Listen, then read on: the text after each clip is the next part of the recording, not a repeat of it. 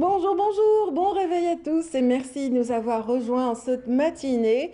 Tout au début de notre programme aujourd'hui, nous aurons le plaisir de recevoir un écrivain, auteur et journaliste qui nous vient de Sétif. Aujourd'hui, on va présenter son dernier ouvrage qui est assez inédit parce qu'il est consacré à une institution, une entreprise algérienne de renom, Sonelgaz en l'occurrence. Donc, toute l'histoire de l'électricité relatée dans son ouvrage.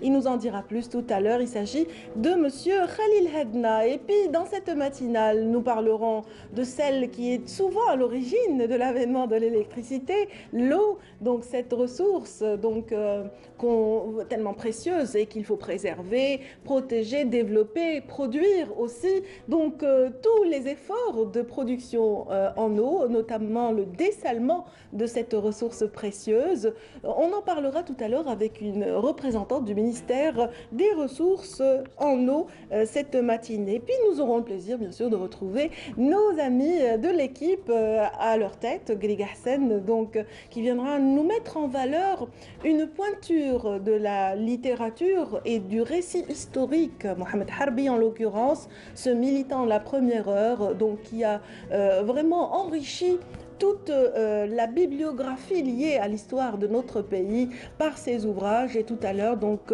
on le redécouvrira ou découvrira pour certains avec Ahmed Grig Hassen qui sera parmi nous, tout autant que Lilia Ben Nasser qui nous donnera le meilleur de l'actualité culturelle en cette fin de semaine, et Ahmed Lamouri qui va nous parler de l'impact des internets ou de l'internet sur le cinéma et l'industrie cinématographique. Voilà un peu l'essentiel des thématiques de cette de début de matinée, donc notre magazine.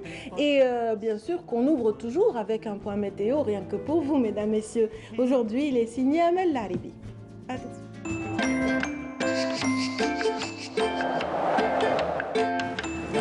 La météo vous est présentée par Mobilis. Mobilis, أينما كنتم. Bonjour Amel. Bonjour Nadia. Ça va? Ça va, ça va. Fraîchement, on dira. Oui, bien arrosé aussi.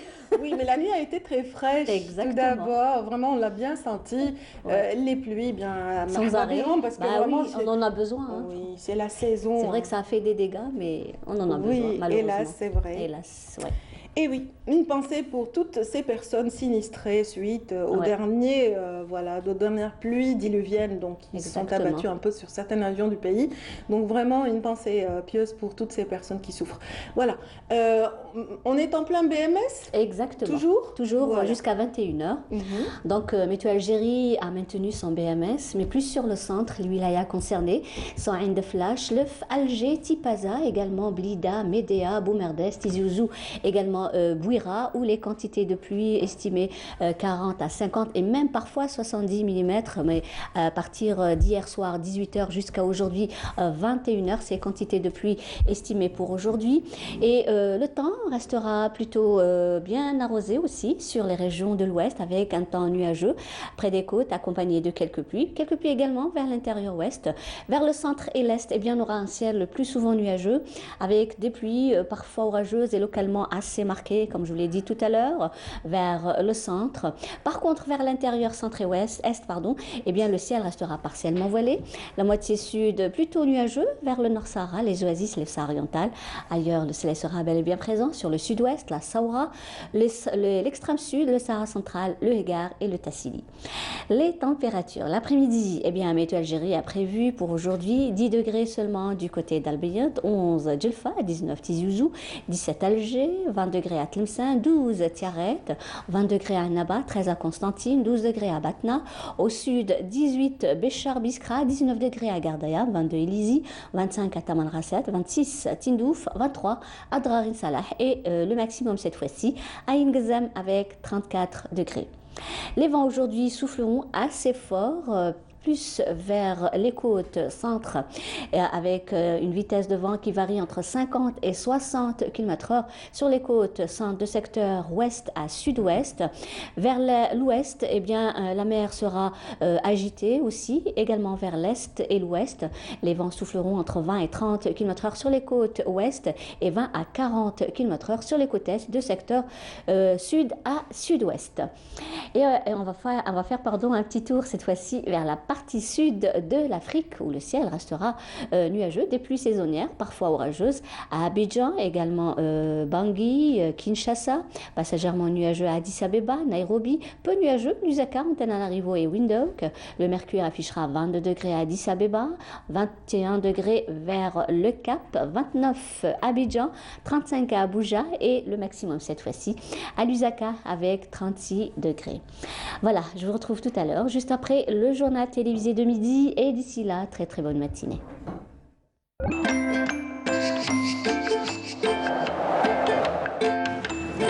La météo vous est présentée par Mobilis. Mobilis, أينما كنتم.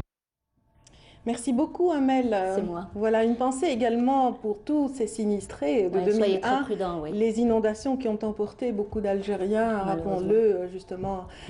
Voilà, c'était à la même date, il y a de cela quelques années, donc en 2001. Et voilà, ce qui a aussi rassemblé les Algériens autour de ce sinistre. Ouais, une triste journée. Triste journée, donc due aux pluies diluviennes. Donc puisse Dieu protéger toutes les personnes qui vivent dans la précarité où qu'elles soient. Donc voilà. Mais voilà, une pensée aux parents des victimes. Pas de mots, franchement. Y a pas Absolument, de mots, hein. c'est vrai. Ouais, c'est vrai, tout à fait. Donc, mais quand même, on salue l'arrivée des pluies, oui, on l'a dit. Hein. On en a besoin. Where is your smile? Yes. Yes. Yes. C'est difficile. Très difficile. Très difficile, oui. but I like your smile. Oh, thank you. Thank you. En tout cas, voilà, c'est un petit peu un indice pour la chanson qui va suivre. Allez, on va reprendre notre positivité, notre bonne humeur, mesdames et messieurs. Donc, soyons un petit peu souriants. Oui, pourquoi pas. Un sourire, ça peut faire le bonheur de quelqu'un. Et Why You Are Smiling, c'est le titre de la chanson qui va suivre. Elle est signée Billie Holiday.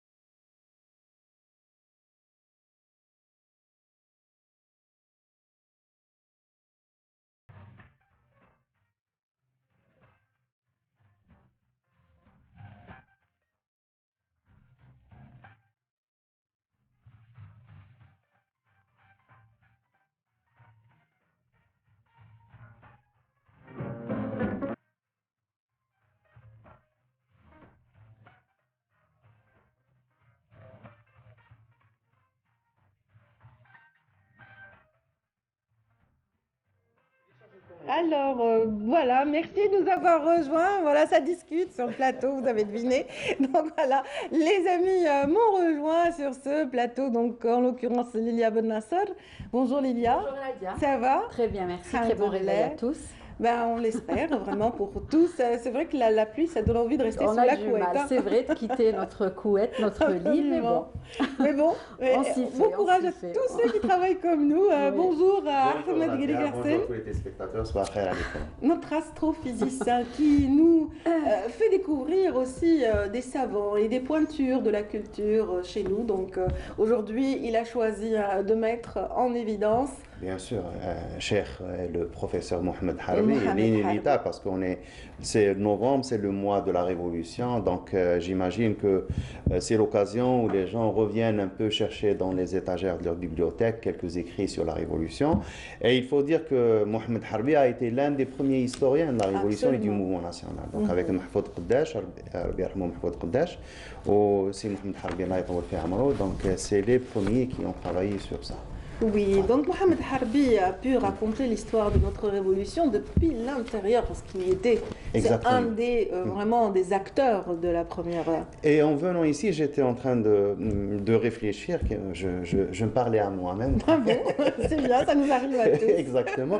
Donc je me disais, souvent quand on veut écrire quelque chose, on se dit qu'il est difficile de travailler parce qu'on n'a pas de documentation, parce qu'il n'y a pas d'archives, parce qu'il n'y a pas de ceci, il n'y a pas de cela.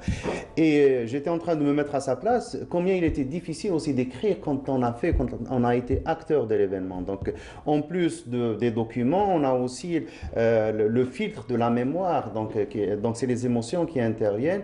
Est-ce qu'on peut être vraiment... Est-ce qu'on peut écrire l'histoire à chaud? Non pas à chaud, mais ayant été acteur. Parce que Mohamed Harbi n'a pas été un acteur simple. Donc, c'était pas un simple fidaï, de toute façon, avec le respect qu'on doit pour tout le monde. Mais il a été acteur. Donc, il a été ambassadeur en Guinée. Il a été au gouvernement. Il a occupé des postes très importants. Il y a aussi un des premiers diplomates de l'Algérie, du GPRA. Du GPRA, exactement. Déjà, il a été secrétaire général du ministère des Affaires étrangères. Donc, il a occupé des postes. Et avec toutes ces charges émotionnelles qu'on peut avoir, le travail sur soi devait être encore plus, donc, pour pouvoir sortir quelque chose d'objectif. Donc, lui, il faut dire qu'il a été très prolifique. Il a écrit beaucoup de livres sur la Révolution et le mouvement national. Il a écrit même ses mémoires. Et c'est vraiment, c'est un travail à découvrir pour ceux qui s'intéressent à l'histoire de la Révolution. Ça reste... On dira que c'est référentiel.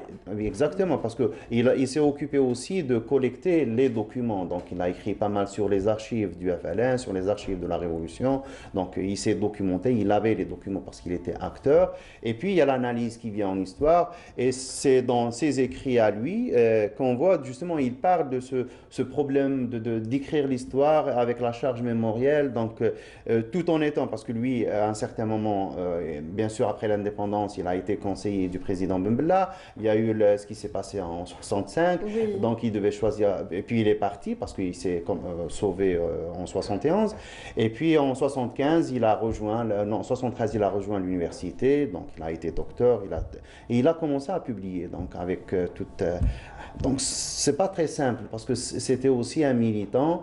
Il était de gauche et tout le monde le sait, donc il avait aussi ses choix politiques. Il y a aussi cette couleur politique aussi. Oui, il a même mis dans ses ouvrages en valeur tous les efforts des trotskistes. Exactement, exactement. Et leur participation à l'effort. Donc tout ça, mais c'est quand même un travail très important. Il est objectif et c'est l'un des premiers aussi à analyser le travail du FLN qui était parti puis est devenu système à post-indépendance. Donc qui pouvait le faire? Il a écrit aussi sur le phénomène islamiste pendant les années 90. Donc, il a aussi accompagné... Il a été rédacteur de la Charte d'Alger. Exactement. Donc, il a accompagné, il a écrit sur l'histoire de la Révolution, l'histoire du mouvement national. Il a accompagné aussi l'histoire contemporaine de l'Algérie. Donc, c'est vraiment... Le travail est très, très important. Donc, souvent, quand on se perd un peu, donc, il y a des repères qu'on va voir et c'est l'un des repères pour l'histoire de l'Algérie. Oui, donc, vous avez choisi donc aujourd'hui, Ahmed Ghriga Hassen, de mettre toute la lumière sur ce parcours en particulier. Voilà, ce n'est pas un homme de foi. Quand je dis un homme de foi, c'est-à-dire vous ne mettez pas en valeur un théologien, non, comme nous l'avons souvent fait dans cette rubrique. Aujourd'hui, c'est à l'écriture de l'histoire que vous avez choisi de donner de l'importance. C'est la période, c'est novembre aussi. Nous, on est un peu touchés émotionnellement parce que c'est novembre. On cherche un autre âge, on devient un peu nostalgique, donc on cherche aussi à nous retrouver. Quand on était plus jeune, l'histoire c'était du passé, donc on voyait plus vers le futur. Maintenant, on fait un peu quelques haltes, donc on est obligé de revenir sur le passé et de repasser ce passé donc, pour comprendre certaines choses, pour comprendre la réalité actuelle. Et c'est à chaque fois, donc, on a déjà parlé de Mahfoud Qaddash et son travail pour le mouvement national, on a parlé de Saadallah aussi qui a travaillé sur le mouvement national et l'histoire de l'Algérie donc, pendant la période ottomane. Donc l'histoire reste aussi une composante très importante de l'identité, donc on ne peut pas la nier. Donc, même si on met en valeur le travail de chercheurs, de savants en théologie ou en tafsir, mais l'histoire reste quelque chose de très important. Et il y a aussi bien sûr, ça revient. Nous, on est très émotionnel en tant qu'Algériens, on est très émotif. Donc, à chaque fois, quand on touche à quelque chose, on le fait avec beaucoup de hargne, tous les sentiments rentrent et pour essayer comment dirais-je, pour essayer de calmer un peu les esprits. Donc, il vaut mieux revenir à l'essentiel, il vaut mieux avoir ses repères, donc dans sa bibliothèque, avoir quelques références qui permettent un peu d'apaiser un peu la mémoire. Parce que, par exemple, on voit ce qui se passe de l'autre côté de la mer, donc ils parlent souvent de la mémoire des gens. Oui. Ils ont été acteurs aussi, d'une certaine façon, de l'histoire de l'Algérie, mais ils ont choisi le côté injuste. Parce que le colonialisme est une cause injuste, tout simplement. Donc, il ne faut pas chercher plus loin.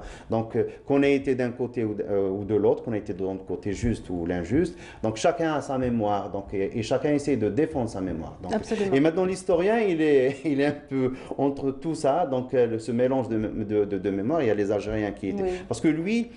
en tant qu'Algérien, il a vécu l'injustice coloniale. Absolument. Et puis, il a travaillé dans l'histoire de tout ça. Comment il a pu faire, donc quelle a été sa procédure, quelle a été sa méthodologie pour essayer d'écrire l'histoire. On va revenir sur ce point. Retenez bien, Ahmed Guirgassen, le temps pour nous de prendre par téléphone, donc en direct avec nous de l'étranger, donc Monsieur Barnaoui, et c'est pour Lilia, effectivement, donc, qui attend ce coup de fil. Ah, d'accord. Barnaoui. Ah, très bien, très bien, très bien. Non, on va parler justement du bulletin spécial. On l'avait annoncé tout à l'heure en météo. Le bulletin spécial continue et se poursuit. Bien sûr, ces pluies diluviennes ne sont pas sans conséquences. Et pour en parler, nous avons avec nous plutôt Monsieur Barnaoui de la protection civile. Donc, ce matin. Bonjour, Monsieur Barnaoui. Bonjour, madame. Bonjour à tous les invités. Bonjour à vous qui êtes déployés aux côtés de justement de toute la corporation qui veille au grain et à la sécurité du citoyen. Donc voilà, il y a peut-être des recommandations à transmettre ce matin pour le téléspectateur. Ben oui, des recommandations, des conseils émis toujours par la protection civile. Tout d'abord, il faut doubler toujours la vigilance, surtout en persistance du bulletin météo spécial. Qui concerne les wilayas touchés, il faut toujours suivre ce bulletin, la validité du bulletin. Donc les conseils, elles sont émises pour deux catégories. Actuellement, maintenant, surtout les utilisateurs de la route, les automobilistes. Donc faire très attention. Il faut réduire la vitesse au maximum. Il faut toujours penser à laisser une bonne distance de sécurité et aussi éviter l'excès de vitesse, des manœuvres dangereuses. Et ceux qui sont actuellement à domicile, donc il faut toujours penser à ventiler dès ce matin tôt l'habitation pour changer l'air et toujours veiller à laisser l'aération, surtout une utilisation des moyens de chauffage, que ce soit les appareils de chauffage ou des chauffe-bains. Et actuellement aussi, faites attention à vos enfants, accompagnez vos enfants, surtout qui partent à l'école. Surtout, je parle des régions d'extérieur. Il faut éviter de prendre les oueds comme des chemins. Il faut éviter de se trouver aux abords des oueds, surtout s'il pleut aussi, des pluies torrentielles. Il ne faut pas s'abréger sous les tunnels, les trimés, au-dessous des ponts, etc. S'il faut rester chez soi, on reste chez soi jusqu'à la fin du BMS. Oui, merci beaucoup Nassim Barnaoui. C'est juste, est-ce qu'on peut donner 2 ou 3 points rouges à vraiment pour signaler ça aux téléspectateurs qui nous suivent ce matin, rapidement? Donc actuellement, les points rouges actuellement sont minimes, surtout à l'Angélois, donc pratiquement il y a un travail. Il y a aussi la rocade sud qui est concernée par un peu certaines régions, stagnation des eaux, donc il faut faire très attention. Merci infiniment pour cet éclairage. Je vous souhaite une excellente journée, Monsieur Barnaoui. Merci à vous-même. Voilà, donc vigilance et de mise, mesdames, messieurs, tout au long de ce bulletin météo spécial qui se prolongera peut-être jusqu'à samedi. Bon, 24 heures, c'est sûr, mais des fois, ça se prolonge. Donc, vigilance, faites attention. Ne soyez pas imprudents sur nos routes. Donc, allez-y au rythme voilà, qui est indiqué et qui est recommandé en cette saison. Donc, on reprend notre conversation. Notre ami Ahmed Guerguehsen nous parlait à l'instant du parcours incroyable et ô combien précieux dans l'histoire, dans l'écriture de l'histoire de l'Algérie, celui de Mohamed Harbi. Donc, vous vous posiez la question comment Exactement, est-ce qu'il faisait... Oui, on parlait de la question mémorielle, parce que il y a plusieurs mémoires, mais il y a aussi des causes justes et des causes injustes. Donc c'est ce que je disais tout à l'heure. Donc vis-à-vis de la révolution algérienne, vis-à-vis de la condition où a vécu si Mohamed Harbi avec sa génération, donc ils étaient vraiment lésés dans leur... il y avait un déni de droit, il y avait un déni d'existence. Et pour nous, on ressent ce qu'on vit par rapport à ce qu'ils ont vécu, on le vit à travers le racisme actuel. Quand on voit par exemple les déclarations où il y a le déni de l'existence même de la nation algérienne, ça, pour nous, c'est les relents, c'est les restes, c'est les séquelles aussi de l'injustice coloniale. Donc, tout simplement, c'est la suite.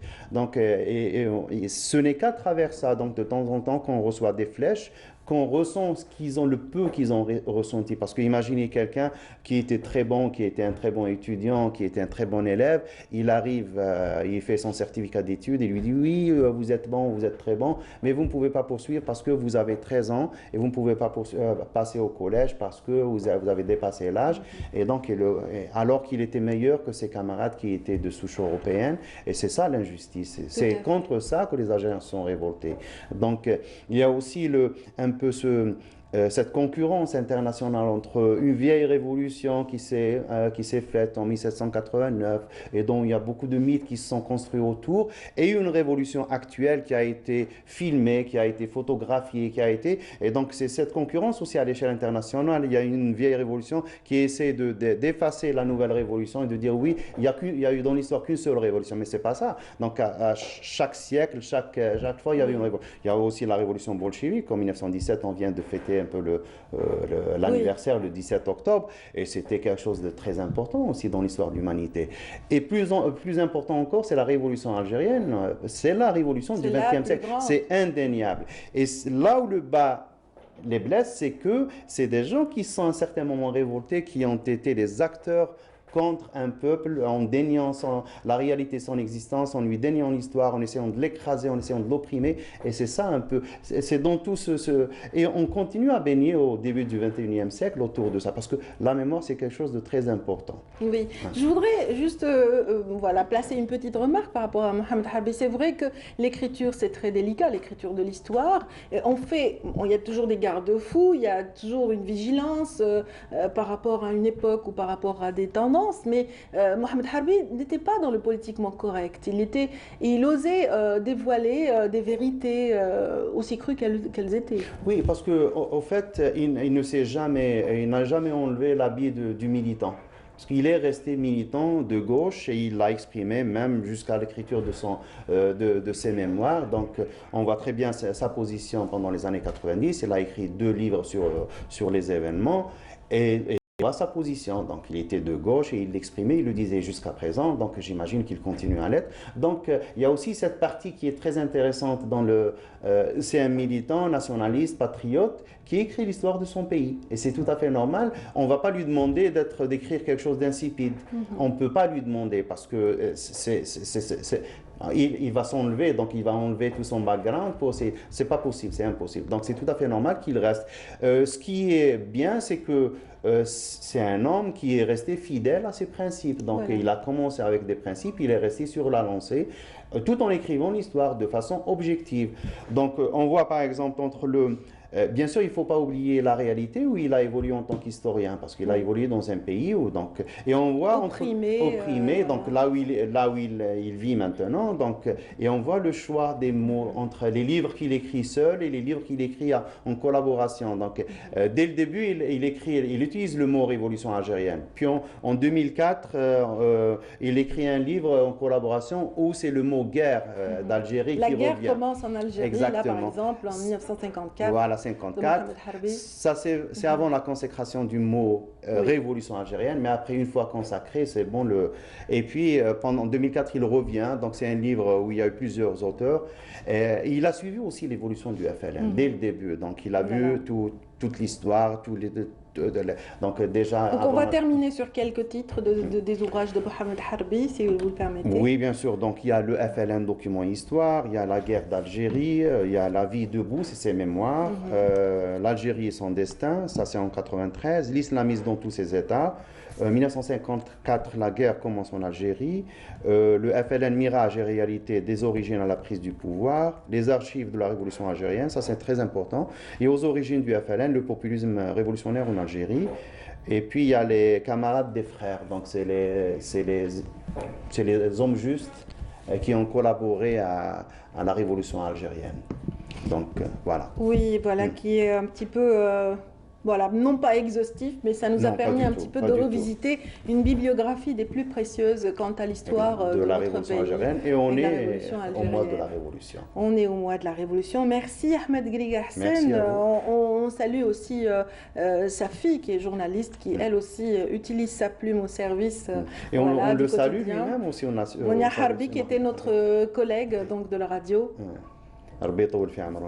Oui, Amin, Inch'Allah. Donc, on va parler un petit peu d'actualité culturelle avec Lilia à présent. Oui, tout à fait, Amel, pardon. Oui. Il pensait à Amel. Elle pensait à Amel, si elle nous suit ce matin. Coucou, j'espère qu'elle profite de ses vacances. Ça fait longtemps qu'on ne s'est pas retrouvés, elle et moi. Oui, mais ça ne veut pas dire que, voilà, loin des yeux, loin du cœur. Non, très du cœur, voilà, surtout avec Amel. C'est pas toujours de mise.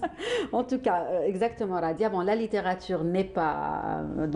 au rendez-vous cette semaine, mais plein d'activités y sont et nous allons commencer par les expositions. Une qui se tient au centre Mustafa Keteb, une exposition en duo de Kamel Beltrache et El Sova Maria jusqu'au 18 novembre.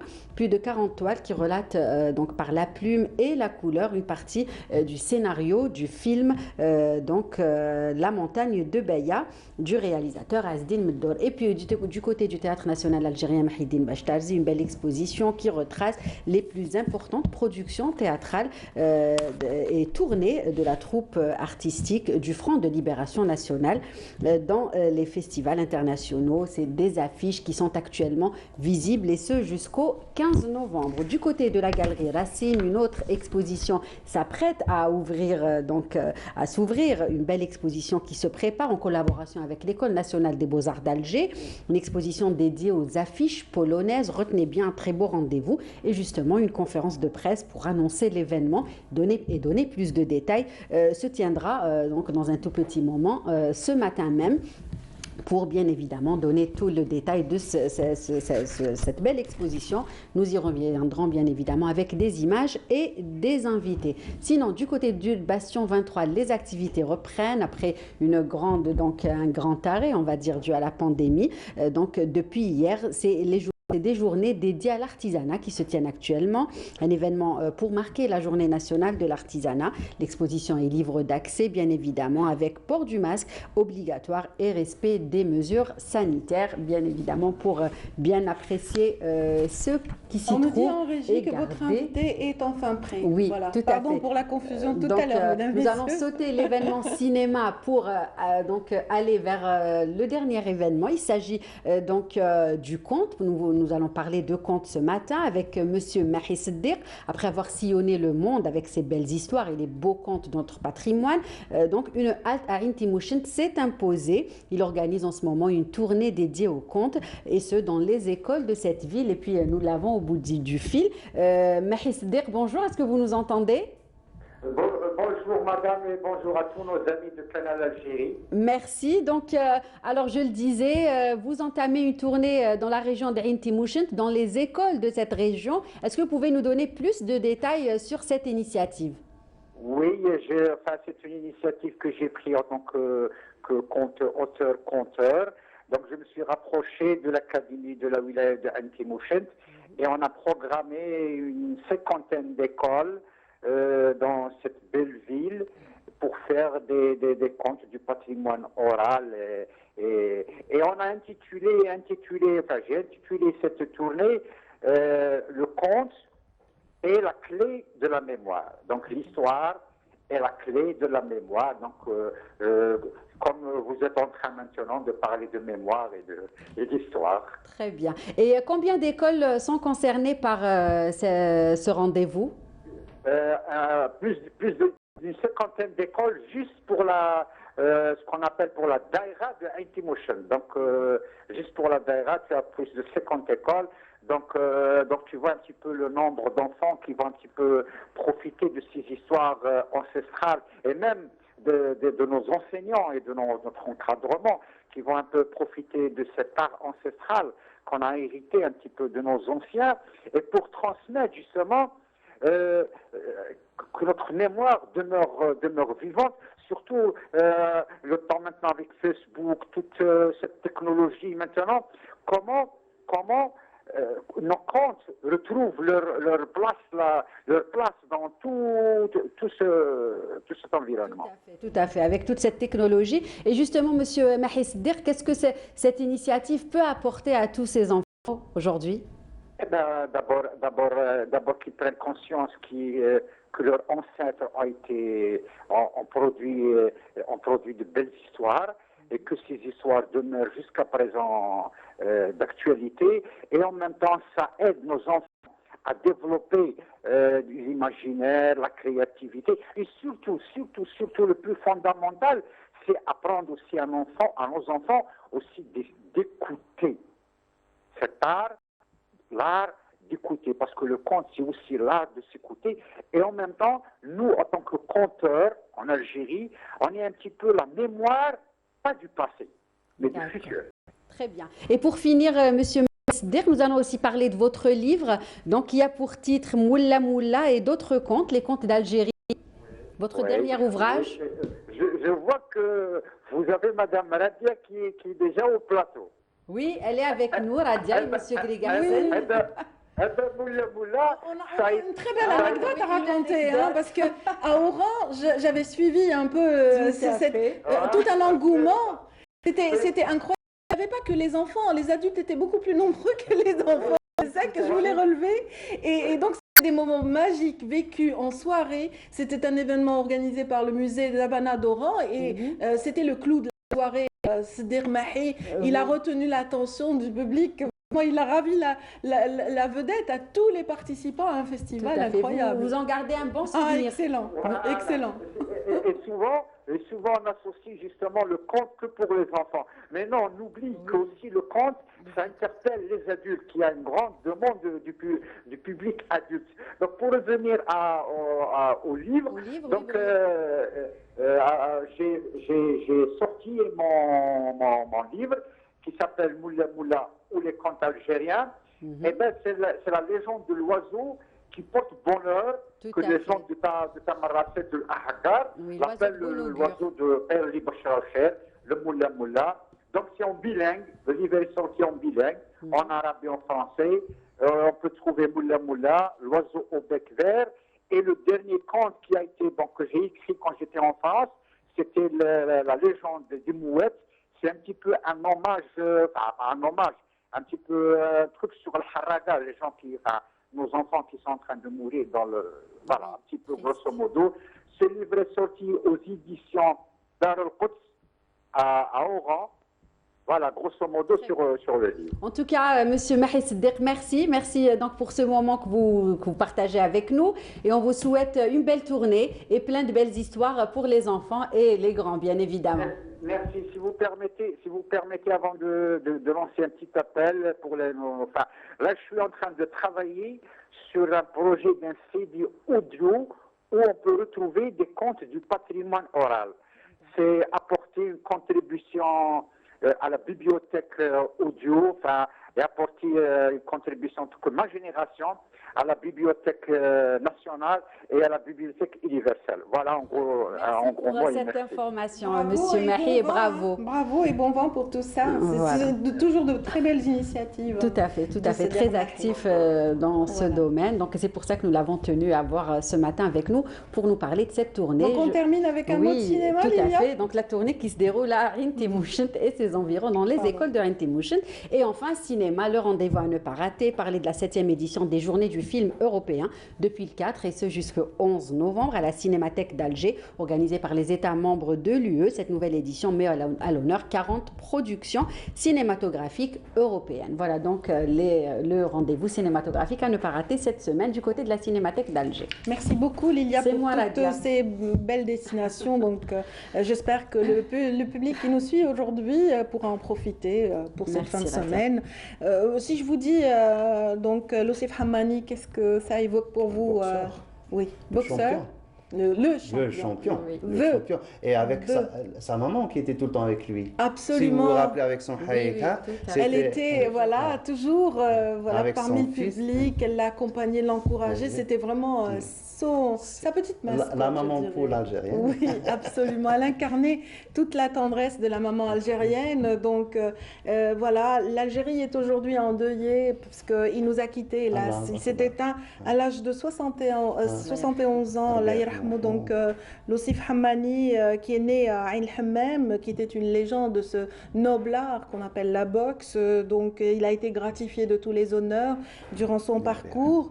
Il a été sacré en 1969 champion d'Algérie, médaille d'argent aux Jeux méditerranéens d'Izmir en Turquie, médaillé d'or aux Jeux méditerranéens d'Alger en 1975, médaille d'or en 1978, également aux Jeux africains, champion d'Afrique des poids super welter de 1976 à 77, et puis sur 27 combats disputés, il a gagné 24, dont 13 par KO, donc ce qui n'était pas rien à l'époque. En 2005, il a reçu donc le gant d'or pour l'ensemble de sa carrière.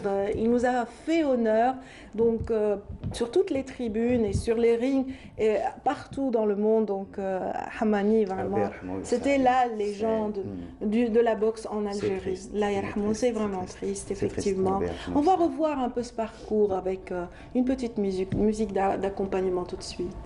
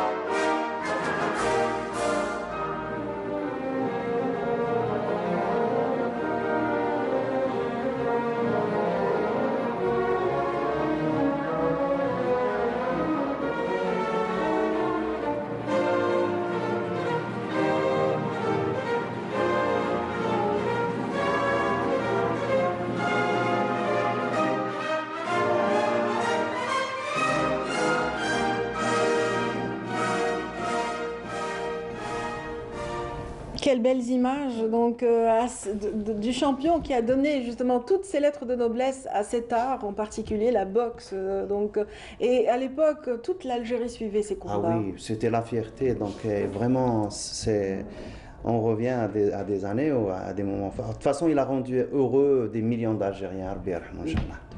Il peut partir. Absolument.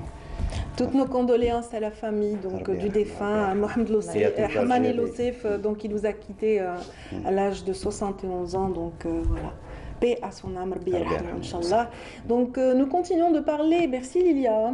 Merci. Je vous souhaite une excellente journée. Merci Ahmed Hassan. Donc je vous souhaite une excellente journée à tous les deux. Donc et puis on continue de parler de mémoire, cette fois-ci à travers la photographie mise en valeur par notre collègue Leila Benaïcha, qui a été donc jusqu'à la galerie Racine, qui abrite pour l'occasion du recouvrement ou plutôt du déclenchement de la guerre de libération, donc à l'occasion du 1er novembre, une exposition a été organisée par le Centre national de documentation de presse au niveau de la galerie Racine et qui met en valeur bien sûr des photos qui relatent un peu l'héroïsme et la participation de nos militants donc durant la guerre de libération. Donc une exposition visible encore dans cette galerie, et voici donc la description de notre collègue Leila Benaïcha. Gloire sur les traces des ancêtres, une exposition de photos en noir et blanc dédiée à la commémoration du 67e anniversaire du 1er novembre 1954, organisée par l'établissement Art et Culture en partenariat avec le Centre national de documentation de presse, d'images et d'information et le Centre national de documentation et d'archives à la galerie Mohamed Rassim. Une rétrospective en images sur la lutte du peuple algérien pour sa liberté.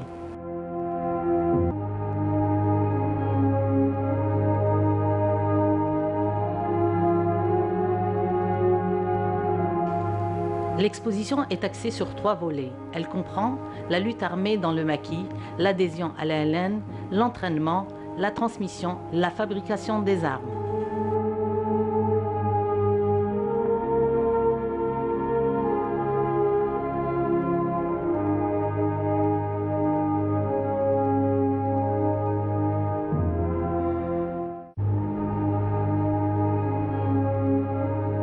Plusieurs photos relatent la participation de la femme dans la lutte de libération par ses différentes actions.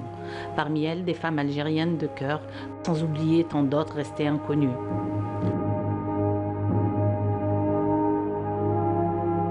Aussi, la participation des troupes artistiques du FLN, à l'instar de la troupe de Mustafa Keteb et la troupe musicale de Ahmed Ben Ahmed.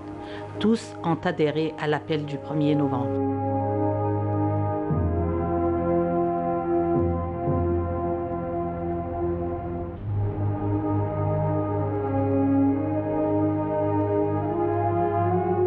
Ces dizaines d'arrêts sur images réelles témoignent de la grandeur d'un peuple soudé autour de l'ALN, évoquant chez le visiteur des émotions fortes à la fois de colère anticoloniale et la fierté d'appartenance à un peuple fier et insoumis. L'exposition est un rafraîchissement de la mémoire collective afin que nul n'oublie les sacrifices de nos ancêtres et protéger cette liberté payée cher par le sang et les âmes, pour que vive l'Algérie libre, indépendante et surtout unie. Eh oui, que vive l'Algérie. Donc aujourd'hui, nous continuerons de parler histoire, mais d'une autre manière, celle d'une entreprise, entre autres, Sonelgaz, qui n'est pas venue du néant. Donc cette entreprise a été justement, a fait suite à tout un processus qui a donné lieu à l'avènement de l'électricité dans notre pays. Il fallait raconter cette histoire. Et justement, pour cette contribution à l'écriture de cette histoire en particulier, nous avons le plaisir de recevoir aujourd'hui Khalil Hedma, journaliste et écrivain. Bienvenue. Bonjour Rabia. Bonjour. Ça fait plaisir de vous revoir. Eh bien, c'est un plaisir partagé. C'est vrai que nous avions parlé de culture il y a quelques années. Voilà, parce que vous êtes aussi, ça fait partie aussi de votre... ça court dans vos veines, je dirais. C'est l'intérêt portez au patrimoine national, notamment celui de votre région, Sétif en l'occurrence. Absolument. Voilà. Merci d'être parmi nous ce matin. Je le disais que vous avez consacré des ouvrages à l'écriture de l'histoire. Aujourd'hui, vous racontez une histoire toute particulière que personne n'a racontée avant vous, hein, celle de l'électricité, son avènement en Algérie, c'est ça. Voilà, donc c'est l'histoire de l'électricité et du gaz, également un métier et des hommes. Donc c'est mon entreprise, je suis le chargé de communication de la société SEC de l'électricité et du gaz. C'est un travail de recherche qui a été entamé en 2016. Oui. Et, alhamdoulilah, c'est le côté positif de la période Covid qui a fait que on arrive à terme de ce travail de recherche. Oui, voilà. Un travail de recherche qui a permis de raconter des pans d'histoire très importants depuis 1864 à 1969, c'est bien cela? Exactement, c'est l'avènement de l'électricité en Algérie. Donc la France coloniale a procédé à une massive opération d'émigration pour s'accaparer des biens des Algériens, et notamment du secteur de l'énergie. Donc il y avait des gros colons qui se sont installés en Algérie, à l'image de Le Bon. Le Bon qui s'est installé à Alger-Oran et a fait construire la société Le Bon. C'est des centrales hydroélectriques. Oui, donc, à l'époque. Voilà, donc il exploitait toute richesse hydrique pour faire fonctionner ces centrales et vendre de l'électricité. Et cette électricité n'était pas pour les Algériens, c'était uniquement pour les colons, c'était pour les casernes et l'administration coloniale à l'époque. Donc au tout commencement, c'était des concessions données à des colons en particulier, donc c'était carrément des avantages qu'ils avaient pour voilà, l'exploitation de cette énergie chez nous. Voilà, c'était des concessions depuis 1864 jusqu'à 1947, et la naissance de EGA, il y avait des concessions. Il y avait 16 concessions en Algérie d'exploitation de l'électricité. Donc il y avait Le Bon à Alger-Oran, il y avait La Vie à Constantine, à Oued el-Liman, il y avait le Bourbonnais à Annaba, et il y avait Charles Lévy qui s'est installé dans la région de Sétif. Donc toutes ces concessions exploitaient les richesses de l'Algérie et même ce fonds de l'argent et des richesses sur le dos des Algériens et cette terre qui est l'Algérie. Oui, par la suite, vous racontez la naissance de l'institution un peu étatique de l'époque coloniale, le GA en l'occurrence. Et bien sûr, cette histoire va avoir aussi des liens avec notre propre histoire, de par des personnes qui émergent dans vos récits. Tout à fait. Donc, juste après, il y avait la naissance, avant ça, il y avait la naissance de EGA. Donc, la France sortait de la Deuxième Guerre mondiale, l'économie était à plat. Donc, elle a opté pour une opération de nationalisation de ses concessions en une seule entité, c'est électricité et gaz de l'Algérie. Donc, EGA a vu le jour en 1967 jusqu'à pour les chapitres que j'ai mis dans cet ouvrage et cette recherche, je tiens à rendre hommage à M. Angel Mourad qui a ordonné cette recherche, qui nous a épaulés avec toutes les conditions nécessaires et a mis à notre disposition tous les outils en matière de recherche et également de communication. Donc je reviens à l'époque coloniale. C'était l'événement important pour ce document et ce travail de recherche, c'était bien la période de la guerre de libération nationale. C'est-à-dire de 1954 jusqu'à 1962, malgré que de 62 à 69, l'entreprise a gardé la même entité, la même appellation, c'est EGA. 69, c'est la naissance de Sonégas. Très bien. Donc, si vous permettez, pour la période de 54 à 62, les travailleurs de EGA, de l'électricité et gaz de l'Algérie, participaient et ont marqué leur participation et leur présence dans cette guerre. Absolument. Il y a Je citerai quelques Oui, éléments. avec plaisir. Voilà. On aimerait bien Donc, mettre en relief quelques noms, justement, parce que c'est vrai qu'il y a des noms, quand on en a parlé, je ne savais pas. Pour certains, je ne savais pas qu'ils étaient voilà, employés de GA. le premier, c'est Yveton. Ah oui, le plus connu. Voilà. Lui, par contre, on le sait. Fernand Yveton, Oui. qui était opérateur sur le tour à l'usine Al-Hamma de EGA, donc c'est à Alger, c'est l'usine à gaz. C'est le premier Algérien d'origine européenne à être guillotiné. Tout à fait. Donc il a mis une bombe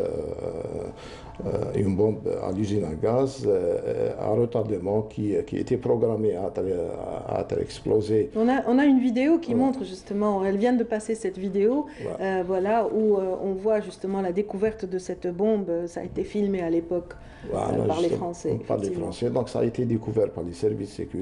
Donc il a été sévèrement puni, on dira. Guillotiné carrément. À la prison de Serkaji. C'était un 17 février, le matin, une matinée du 17 février 1957. Et il était en compagnie de Mohamed Lakhnesh et Mohamed Ounouri. Donc c'est le premier Algérien d'origine européenne à être guillotiné. Il était agent ou travailleur à EGA. Oui. Voilà.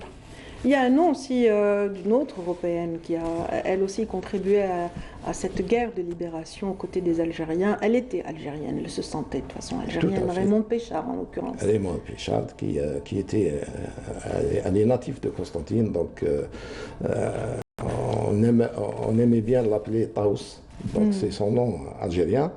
Elle est tombée au champ d'honneur le 26 novembre 1957. Elle faisait partie également du groupe de Moudjahidine en partance pour Tunis. Donc c'était sous décision du colonel Amirouche, donc c'est la région Tarwa, la 3e région. Donc repéré en compagnie de Belhassine, un médecin, et de 2 étudiants avec elle. Oui, elle est morte plutôt, les armes à la main, donc Raymonde Péchard du côté de Borj Barij, voilà, après cette mission ordonnée par le colonel Amirouche, Allah yarhamou. Voilà. Oui. Donc c'est Taous, c'est Raymonde Péchard, et ça a été sa mort atrocement tuée, donc ça a été rapporté par Judy Atoumi dans son livre. Raymonde Péchard, qui était assistante sociale à EGA également. Oui, il y a de nombreux attentats aussi qui ont été perpétrés durant cette période et que vous racontez donc en détail dans cet ouvrage, des attentats, voilà, et des opérations qui, par exemple, celle des 3 lampadaires. Allah yarhamha, on la voit, Raymonde Péchard, donc là on voit son image, elle était belle et rebelle, voilà, Allah yarhamha. Donc elle était parmi les fidèles de la première heure, et puis autant que tous ces poseurs de bombes qui ont, voilà, on appelait ça l'attentat des 3 lampadaires, vous en avez parlé aussi. Tout à fait, c'est en pleine bataille d'Alger, donc c'était en avril 1957. Et même l'uniforme de EGA, électricité et gaz de l'entreprise à l'époque, a une histoire. Oui. Donc c'était utilisé comme passe-partout. Donc un bonhomme qui est habillé en tenue EGA, on lui doit respect, et il passait partout malgré que c'était un peu serré, la pression persistait militaire et les parades qui ont élu domicile à la Casbah et Alger. Donc à l'époque, il y avait un attentat qui a fait couler pas mal qui a fait couler beaucoup d'encre, et même la presse internationale a rapporté cet attentat. Donc il y avait un magasinier, Brelmi Mohamed, qui travaillait à EGA. Il a prêté les uniformes de EGA aux fidéliens. Et c'est rapporté également par Yassif Saadi au Forum del Moujahid en 2013. Ces fidéliens ont placé des bombes dans 3 lampadaires, à Ara, à la place d'Ara, et à la ruelle limitrophe à la Grande Poste. Oui. Et ça a explosé et a fait pas mal de victimes dans les rangs des militaires et des parents. Voilà. Très bien, donc c'est vrai qu'on rapportera aussi rapidement, on va parler de cette centrale de l'Arwat qui a aussi été endommagée par les militants à l'époque en 57 toujours, donc c'était du côté de l'Arwat.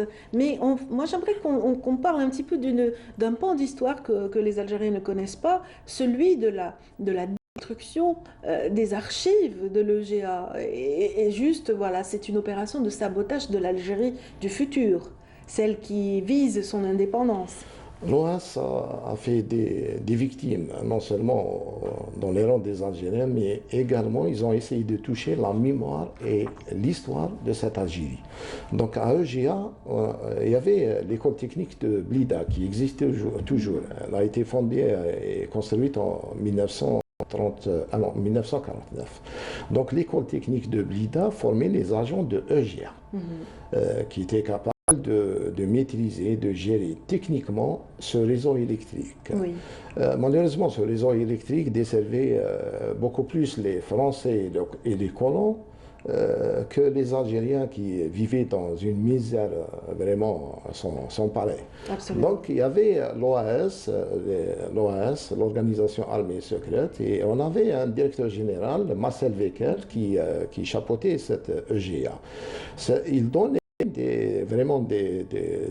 donnait des cartes de professionnels à ces membres de l'OAS qui étaient des militaires, et même les militaires ont infiltré l'école de Blida comme des Algériens et ont réussi à détruire pas mal d'archives techniques en pensant que juste après l'indépendance, parce qu'ils sentaient que l'Algérie va être indépendante, et en sentant également que juste après l'indépendance, l'Algérie va être vraiment à genoux, et ne réussissent pas ces Algériens-là, n'arrivent pas à maîtriser et à gérer reconstruire et à gérer leur pays beaucoup plus indépendant. pour le réseau électrique. Donc l'OAS a détruit les archives.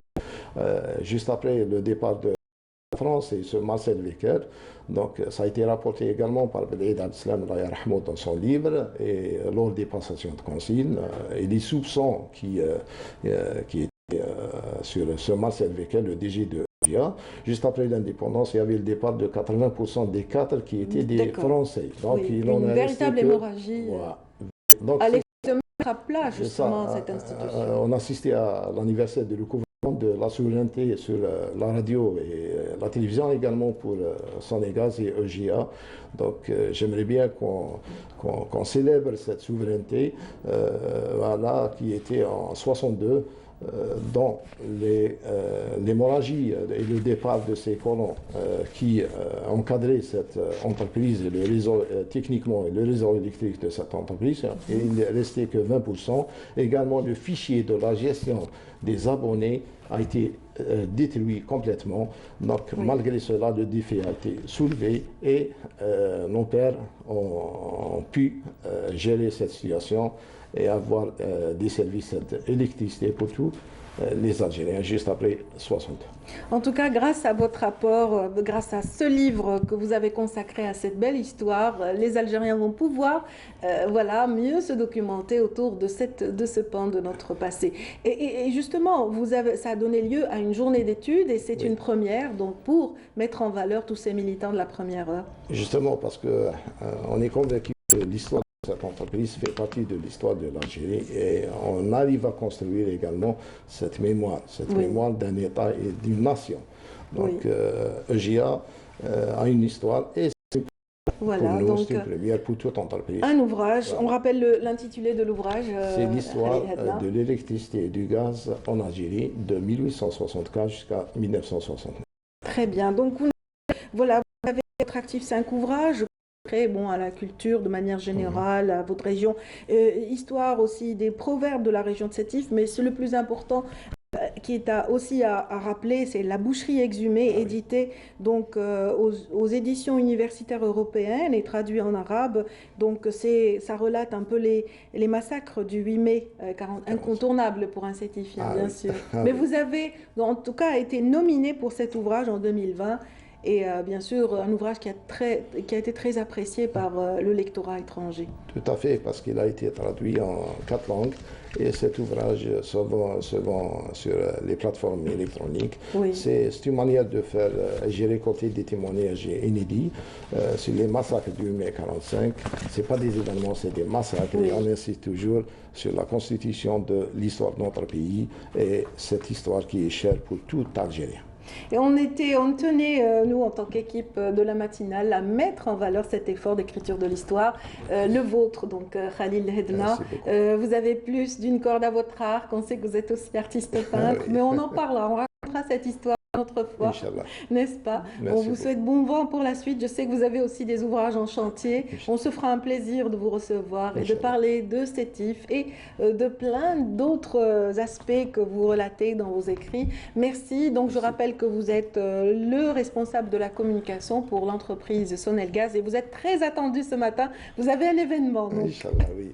Oui. Merci à vous. Je vous remercie, Dia, et Inch'Allah pour d'autres occasions et d'autres événements.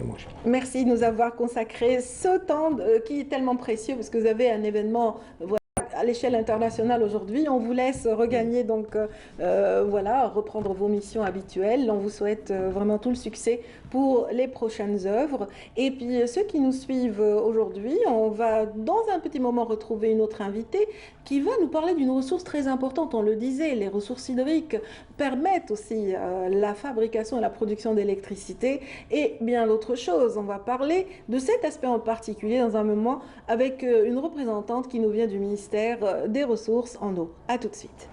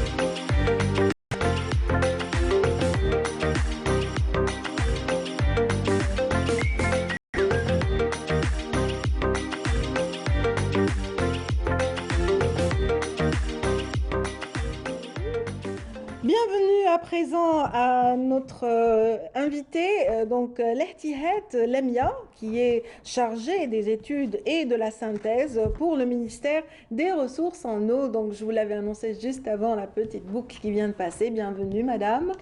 Je vous remercie aussi pour l'invitation. Voilà, vous arrivez avec les pluies donc ce matin. Donc, c'est de bon augure pour quelqu'un qui travaille dans les ressources en eau, non? Oui, exactement. Excellent. Donc, j'imagine que toutes les personnes qui travaillent dans ce ministère sont ravies quand il pleut. Oui, tout à fait. Parce que là, avec les derniers mois, les 4 mois qu'on a vécu cette année de sécheresse, un plan hors sec, on était quand même sous pression pour un petit peu, sous pression pour servir la population en matière d'eau potable. Et ce n'était pas évident, mais alhamdoulilah, on a pu équilibrer.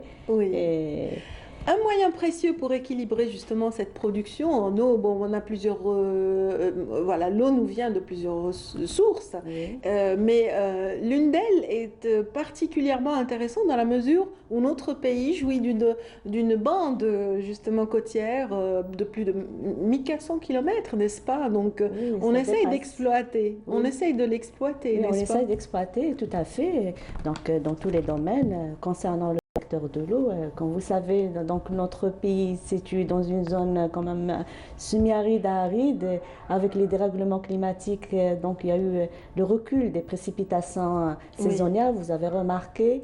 Et quand on a les précipitations, il y a des risques aussi, d'autres risques, les inondations. Les inondations. Et nous,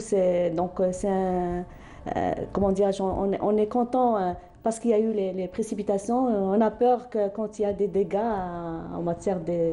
Absolument. Quand il y a beaucoup de crues. Parce que quand il y a des crues, ça peut déjà faire peut-être basculer les choses par rapport à l'équilibre de nos barrages. C'est déjà arrivé, les agriculteurs en ont pâti. Je ne vous cache rien, les deux périodes de pluie, octobre et novembre, on a eu quand même des pluies, vous avez vu, des précipitations importantes. Mois d'octobre, malheureusement, ce n'était pas tous les barrages qui ont reçu de l'eau parce qu'il y a eu des précipitations dans les bassins vraiment côtiers qui vont donc vers la mer. Donc vous avez constaté, c'est au niveau des villes. Mais celle de novembre, on a les deux. Donc on a eu quand même des précipitations importantes.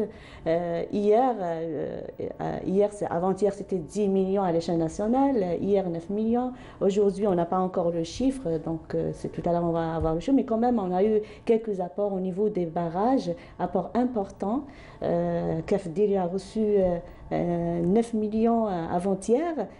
Et aujourd'hui, entre hier et aujourd'hui, les barrages du centre, c'est une bonne chose. On a reçu entre 2 millions, 1 million au niveau des barrages de Qaddara, de Bni Amaran. Donc ça va un peu soulager Alger. Ça va soulager Alger. Nous sommes optimistes, mais c'est pas suffisant. C'est pas suffisant. Parce que là, comme je vous disais tout à l'heure, c'est une région semi-aride aride et manque de précipitations, recul des précipitations saisonnières et augmentation des températures et l'augmentation de la demande aussi socio-économique. Donc là, pour faire face, on a eu recours à des ressources non conventionnelles. Telles que le dessalement de l'eau de mer. Vous venez de dire, on a une côte. Ça, c'est une source intarissable. Voilà, c'est une source pérenne. Donc là, on a installé les années 2000 des stations monoblocs et puis après les 11 stations. Et ça reste toujours insuffisant. Depuis 2016, on connaît un cycle le cycle qui a été raccourci de pénurie d'eau parce qu'on l'a connu des années 70-80.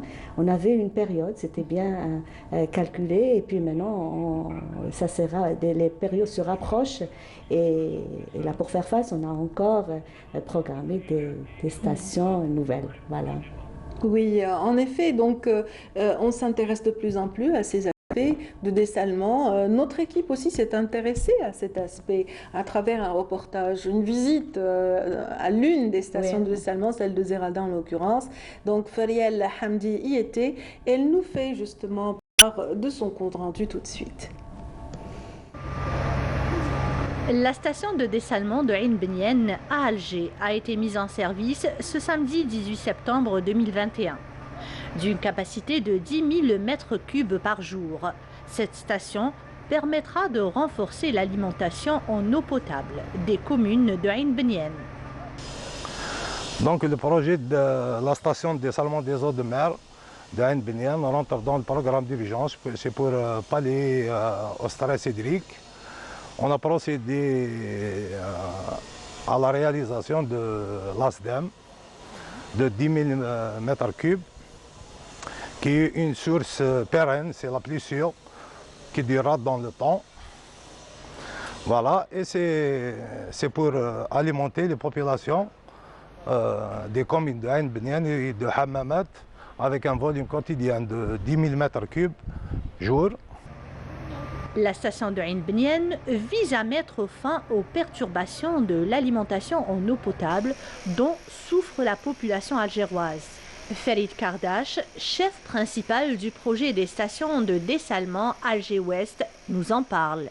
Donc, la station de dessalement, elle est structurée principalement en 3 phases. La phase maritime, c'est le captage des eaux marines via une conduite maritime sous-marine. Puis, on passe à la phase de traitement. La phase de traitement qui se fait par le décomptage puis le filtrage, le ultrafiltrage, puis on a le microfiltrage, puis à la fin, l'essentiel, c'est l'osmose inverse. L'osmose inverse, c'est pratiquement du nanofiltrage. Il est très important à souligner que l'édification de l'infrastructure et les travaux maritimes, ils étaient faits par des compétences 100% algériennes et c'est une première. La mise en service de toutes ces stations permettra à la wilaya d'Alger d'augmenter son recours à l'eau de mer dessalée et aux eaux souterraines à 95% des ressources totales en eau potable. Voilà, c'était la station de Ain Benyen. Donc voilà, il y en a une également à Zeralda, effectivement. Et elle est opérationnelle. Celle-ci donc est entrée en activité tout récemment, donc pour le bonheur des habitants de Ain el-Hammam. Oui, tout à fait. Donc pour les stations, c'est une station, on les classe stations de dessalement monobloc de capacité 10 000 mètres cubes jour, celle de Ain Benyen. De Zeralda vient d'être aussi mise en service, 10 000. Et entre parenthèses, elle existait bien avant. Parce que là, on a à l'échelle nationale 21 stations monoblocs. Et c'est des stations qui ont été réalisées pendant la période de la pénurie des années 2000. Oui. Donc il fallait inscrire les 11 stations de dessalement, le temps de faire les études et tout. Donc on était obligé de mettre en place pour un petit peu soulager et renforcer quelques communes, villes côtières. Ça a donné des résultats. Ça a donné quand même à l'époque parce que ça renforçait. Oui. Et puis le temps qu'on a réalisé... Et les Algériens ont oublié les coupures d'eau pendant quelques temps. Mais là, les mauvais souvenirs remontent à la surface, hélas. Oui, et là, donc on a installé ces installations et puis après sont venues les stations de dessalement de grande capacité de 100 000 jusqu'à 500 000. 500 000 à Oran, il y a 100 000 à Skikda, 120 000 à Fouka. Donc on a sur tout le littoral les grandes villes où on a déjà les infrastructures hydrauliques existantes. Quand même, il y a eu un renforcement. Absolument, une contribution de 17% à l'échelle nationale par rapport à l'eau potable seulement. Vous citiez Oran, par exemple, c'est une région qui a longuement souffert de l'eau saumâtre. Oui. Donc il y avait une eau comme ça qui était vous savez impropre à la consommation pendant des années. Oui, Oran, parce que c'était une souffrance. Oran, la particularité d'Oran, elle n'a pas d'eau superficielle à mobiliser. Donc elle s'alimente à partir des autres wilayas, de Mascara, de Relizane. Après, donc elle s'alimente, mais quelques petits forages, et des forages, quand même, certains forages du côté de Sepra, de qualité saumâtre. Donc il y a eu une installation de station de déminéralisation des eaux saumâtres. Et puis après, on a réalisé le grand projet de transfert, le MAO, le Mostaganem Oran Erzu. Donc il démarre d'un barrage de Mostaganem vers tout le système qui alimente Oran, Relizane et Mascara, une partie. Donc là, c'était un bon exemple de gestion intégrée de toutes ressources dans la région. Donc il y avait les eaux de surface, il y avait les eaux souterraines, il y a eu le dessalement, l'apport. Le dessalement, c'était avant Kahrama, 90 000 m3 jour, et puis on a eu 500 000 m3 jour à Al-Marta, toujours pour la ville d'Oran. Et elle est aussi alimentée, c'est, comment dirais-je, une solidarité dans l'eau. Elle est alimentée une partie de la station de dessalement de Ain Timouchent. Oui. Donc elle lui donne... Donc c'est un équilibre. Mais ce sont des bases, vraiment des bases, à l'image de ce qu'on trouve dans le sud, les bases pétrolières. Donc quand on intègre ces blocs, c'est des usines impressionnantes. D'ailleurs, on le dit, techniquement, on dit usine de dessalement. Oui. C'est une usine de production d'eau. C'est sans arrêt, il ne faut pas qu'elle s'arrête, c'est H24, elle ne s'arrête pas. Et des grandes pompes à haute pression. Et le cœur de la station, c'est le système membraneux que vous avez vu dans le documentaire, c'est des membranes qui filtrent et qui ne s'arrêtent pas. Ils filtrent l'eau et pour avoir une eau quand même plus ou moins, une eau, je dirais, presque distillée, et elle est reminéralisée pour qu'elle soit consommable. Propre à la consommation, effectivement. Et bien sûr, il faut saluer l'effort de tous ces travailleurs. Oui, donc c'est vraiment des équipes qui travaillent H24. H24 au niveau de ces installations. Voilà. C'est du 7 sur 7 et H24. Donc ce sont des équipes vraiment qui émettent, qui font de leur mieux pour nous apporter cette eau potable. Mais dites-moi où en sont nos barrages? Voilà, on a commencé à en parler au début et on est passé à autre chose. Oui. Alors les barrages... on vous demande en régie avec insistance. Non, pas pour remplir un barrage qui a connu vraiment qui est presque à une sécheresse. Il faut compter une pluviométrie moyenne annuelle. Inch'Allah, l'année prochaine sera aussi comme celle, on va commencer cette année et l'année prochaine. Il faut compter à 5 ans pour certains qui ont connu un bas, très très bas niveau. Oui. Mais actuellement, on est quand même, actuellement, on est arrivé à l'échelle nationale à 30%. Excellent. Voilà, donc on ne peut pas parler maintenant. On va attendre la fin de l'hiver? Le mois de mai. Le mois de mai sera déterminant. Voilà, quand sera déterminant, parce qu'il y aura d'autres précipitations. Il y aura les neiges aussi, voilà, qui vont être d'un grand apport. Exactement, aussi. Surtout pour les eaux souterraines. Oui. Voilà. Pour les eaux souterraines, les nappes vont aussi s'hydrater, s'enrichir avec ces nouvelles eaux. Et c'est vrai, on espère aussi que les barrages puissent en profiter. En tout cas, les changements climatiques actuels sont de bon augure. Hein. Peut-être que ça augure d'une saison hivernale assez... oui, justement. Intéressante. On a fait, selon les statistiques, chaque 2 ans, on a eu ce dérèglement qui s'est raccourci depuis 2016. Chaque 2 ans, on a 2 ans de pluie moyenne et 2 ans, il y a une diminution dans les précipitations.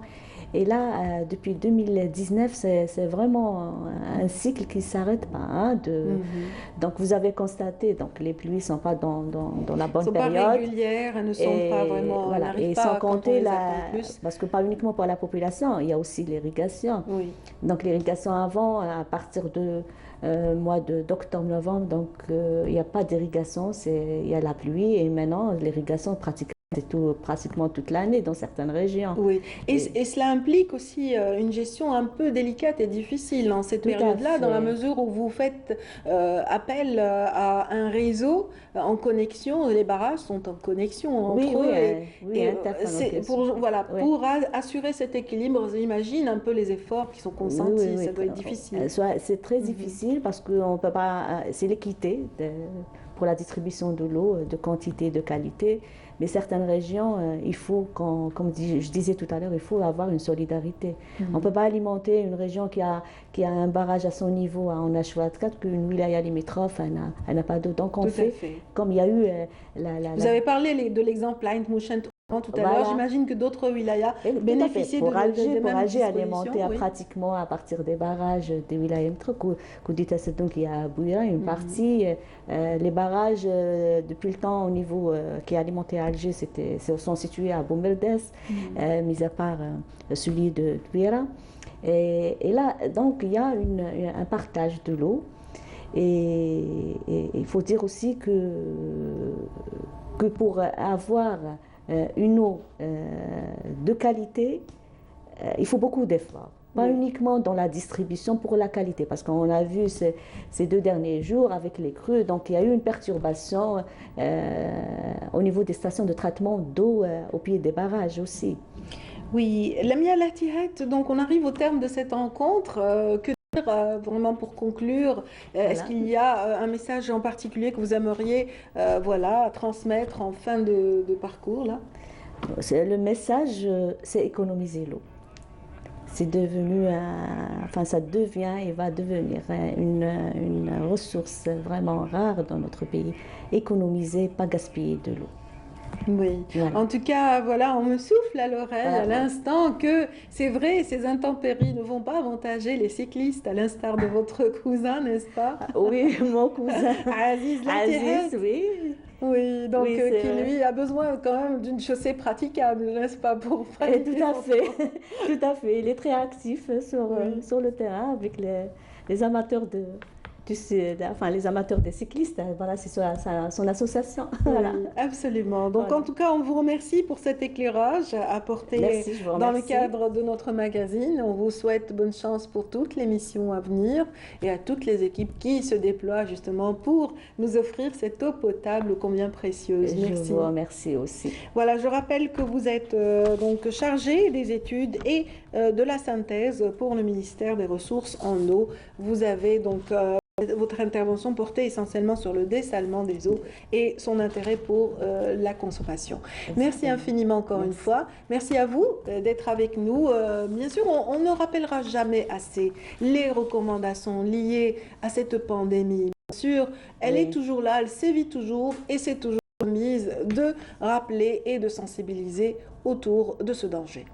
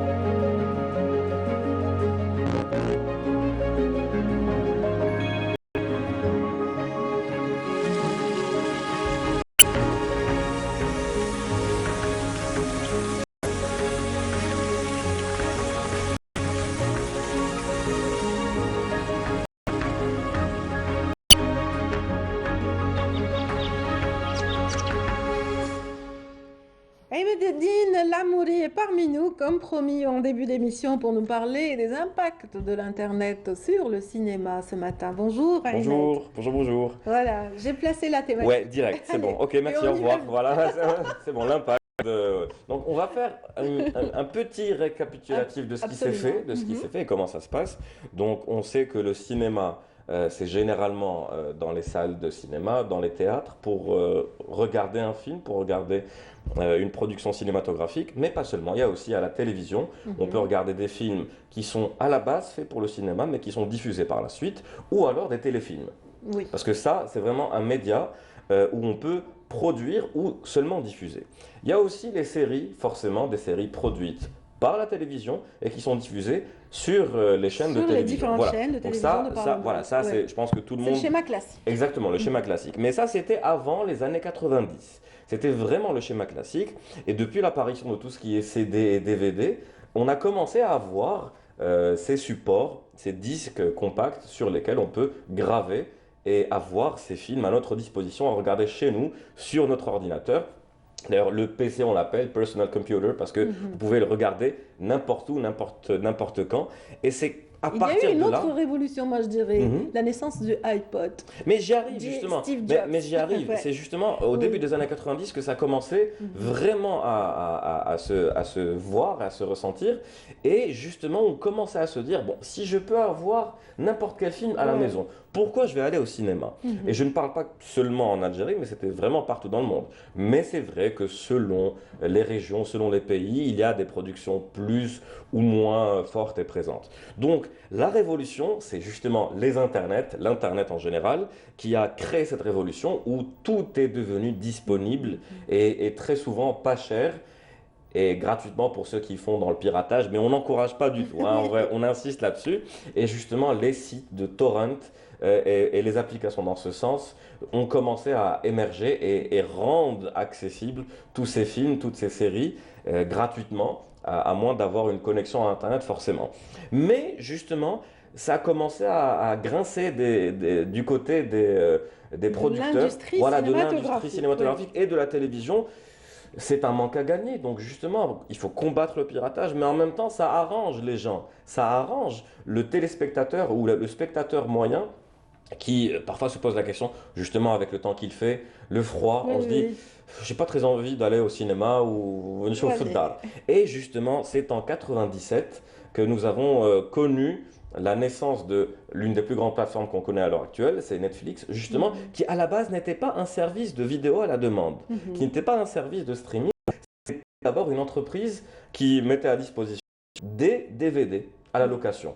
Voilà, voilà comme les vidéothèques chez voilà, nous, c'est ça, c'était des petits jeunes qui louaient. Et je ne sais pas si vous vous en rappelez, vous qui nous regardez, on déposait la carte d'identité et on revenait, et parfois on oubliait où était la carte d'identité, mais bon, ça c'est une autre histoire. Du coup, en 97, ça a commencé, et ils sont entrés en bourse même en 2002, pour vous dire l'impact de ça sur l'industrie, mais ce n'est qu'en 2007 que le service vidéo à la demande qu'on connaît maintenant s'est lancé, donc en 2007, c'est quand même énorme, et on dit en parallèle il y avait des sites de streaming, hein, parce que le streaming c'est vraiment des sites qui sont là, mais c'est pas toujours légal, et c'est ça que je dois matraquer et inciter dessus. Et à partir de là... Et c'est pas toujours pratique, avec toutes les pubs qui passent. Et j'allais dire justement, c'est ça, quand on n'a pas un abonnement, quand on ne paye pas un abonnement, on est obligé de subir ces publicités. On a la même chose sur YouTube et sur plein de plateformes. Donc je précise qu'il y a énormément de plateformes. Il y a Amazon Prime Video, il y a OCS, HBO Max et plein d'autres plateformes. Bon, la plus connue forcément c'est celle-ci. Mais là où on veut vraiment expliquer à nos téléspectateurs et pour nous-mêmes, pour comprendre qu'est-ce que ça nous apporte, nous, en tant que spectateurs, et c'est quoi l'impact sur l'industrie.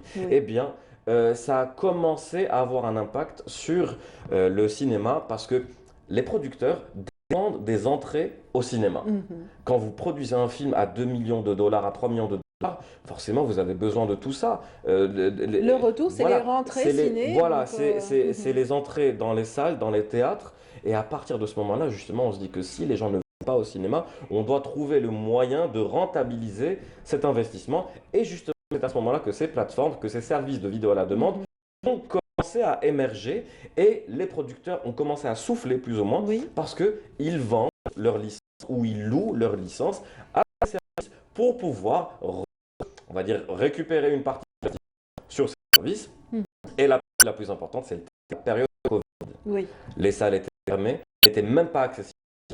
Donc, producteurs ont commencé à se dire bon, on produit plus, on le reporte et encore une fois ce sera un gros échec et une grosse perte d'argent. Donc ils ont commencé à récupérer leurs sous, si je puis dire. Je vais donner juste un petit chiffre, c'est qu'en un an, entre 2019 et 2020, il y a eu une augmentation d'au moins 37% des abonnés dans la... Différentes applications. C'est une moyenne, voilà, c'est une moyenne de... offert, exactement, donc une augmentation de 37%, ce qui est énorme.